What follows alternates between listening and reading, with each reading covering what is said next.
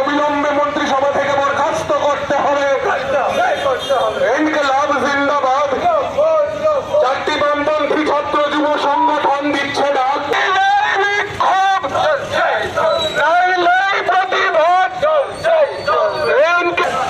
রাজ্যের শান্তি সম্প্রীতি রক্ষা করতে চারটি বামপন্থী ছাত্র যুব সংগঠন লড়ছেই লড়বে। রাজ্যের শান্তি সম্প্রীতি রক্ষা করতে চারটি বামপন্থী ছাত্র যুব সংগঠন দিচ্ছে ডাক।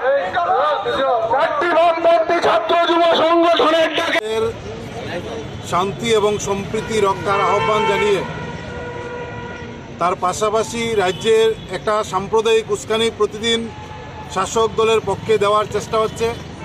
কোনো কোনো জায়গায় এই উস্কানির ফলে বিভিন্ন অশান্তি তৈরি হচ্ছে।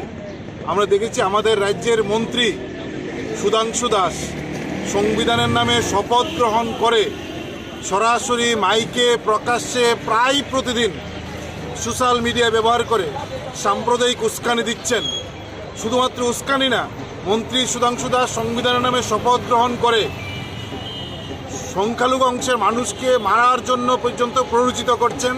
এবং গত কয়েকদিন আগে পেটের জ্বালায় ক্ষুধা নিবারণের জন্য বহিরাজ্য থেকে এই রাজ্যে আসা এক ফেরিওয়ালা যুবককে, যিনি অন্ন বস্ত্রের সংস্থানের জন্য এই রাজ্যে এসে ফেরির কাজ করছেন, সেই ফেরিওয়ালাকে মন্ত্রীর নির্দেশে পেটানো হয়েছে। মানে মন্ত্রীর নির্দেশে যদি মানুষ আক্রান্ত হয়, মন্ত্রী যদি সাম্প্রদায়িক উস্কানি দেয়, আমরা তার নিন্দা জানাচ্ছি।